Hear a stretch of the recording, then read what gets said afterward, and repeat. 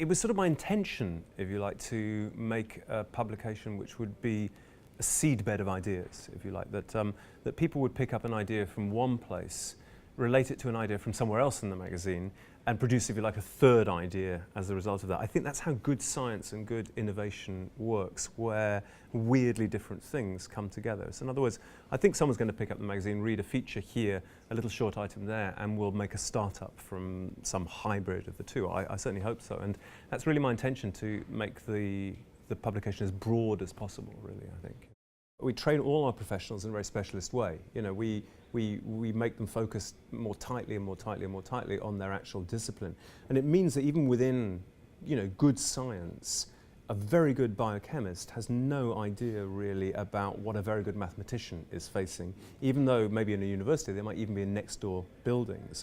Oddly enough, Marcus de Sotoy, he's a TV presenter and also mathematics professor at Oxford, is trying to deal with that within academia, and he's trying to bring scientists from different roles together into the same room. And I think we could learn a lot from that, actually, bringing together diverse points of view and seeing just what comes out of it.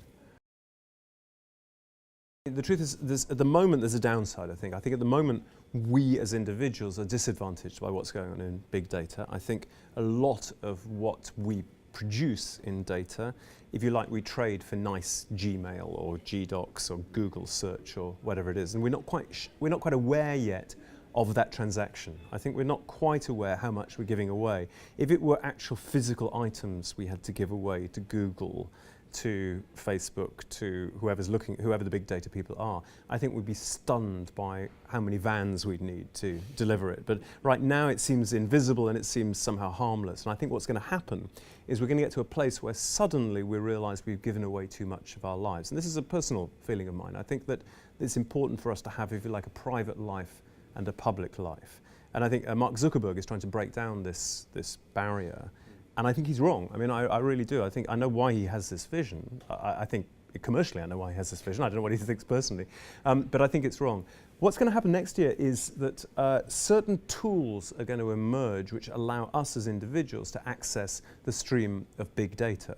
And this will allow us, particularly through visualization, to understand patterns in big data better. And you just need to think of this as this is just a maths problem. You know, that these are just huge numbers, huge amounts of huge numbers. And it's just huge amounts of huge numbers. And really what's going on is that the big companies have big computers which can manipulate them, and we are going to be able to have access, usually via the cloud, to that kind of processing power.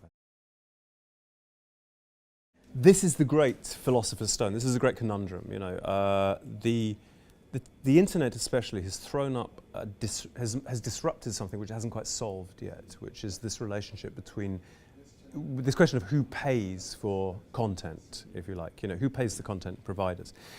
Oddly enough, it may be the death of advertising. It may well be, or rather, advertising within media, if you like, or the death of that link between advertising and content. And it means that all of us in this world might have to go in different directions, if you like. So advertising may well become much more, you know, I'm not sure what the word is, you know, billboards or TV ads for brands, if you like, rather than things that are attached somehow to some editorial or artistic content. And in the same time, that editorial and artistic content might have to go somewhere else for money. And we need to face up that this is a possibility, that it may well be that the old model of advertising income paying editorial expenditure is dead. Now, what we might do about that is, I think, and I'm speaking as a journalist, I think that we on the editorial side of things are more vulnerable than advertising guys, because there's always bigger advertising to be done elsewhere, brand awareness, you know, what's it called, you know, advertising within shops, you know, the consumer advertising like this, that's not attached to editorial. But those of us who rely on someone or other to pay our bills so we can go out and report on stuff or write about stuff or produce music or produce documentaries or films or whatever it is, we're going to be a bit stuck, and we need to start paying separate attention to where this money is going to come from. And oddly enough, in the Wired World, this next issue, in the Wired World in 2014, we have a suggestion that we might see the return of the patron of the arts. That if a Martian landed here and looked back over human history, they'd probably say something like, this time of copyright is a blip, really. It's only been about 100 years, I think, since we've had this idea that through rights management, content providers get paid for their work. Before that, you had to go and find a duke or an archbishop or something to commission you to do something. And it may well be we come back to that, but actually the new thing may be that Kickstarter, crowdfunding, may replace the Duke or the Archbishop, if you like, that we actually might be able to get to a place where people can give micro donations to artists or to journalists or musicians or whatever it is.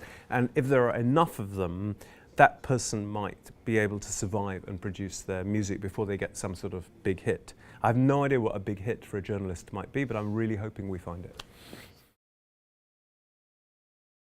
If I was Google, I'd want to take over the world because I presumably would have confidence in what I'm doing is a good thing. And this is, I mean, that's the nature of capitalism. What we're trying to do is we try to come to the market with a good product which actually really gets consumers and really makes a difference to people's lives, and they want more and more of it, and we get bigger and bigger and bigger. And that's the point of being a company, if you like. So I can't blame Google for wanting to do that. Where I'm worried, I want to go broader than Google. I mean, I love Google, and I'm not going to say anything particularly negative about them, but where I'm worried a little bit about Silicon Valley as a whole, or the tech world as a whole, is the assumption that technology, that our problems can always be solved by technology.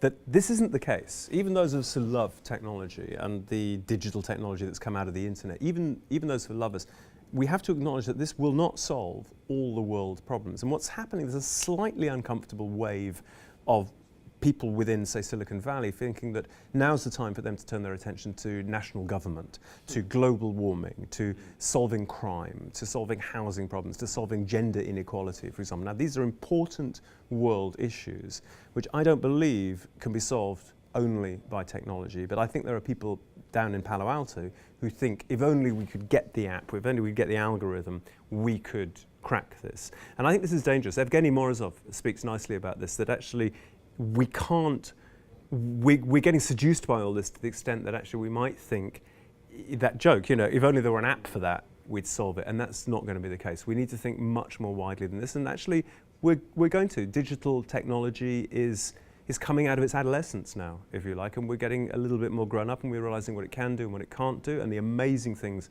that it's going to be capable of as the years go on. But we also need to apply a little bit of, if you like, analog nous to this too, and that's probably going to be the winning combination.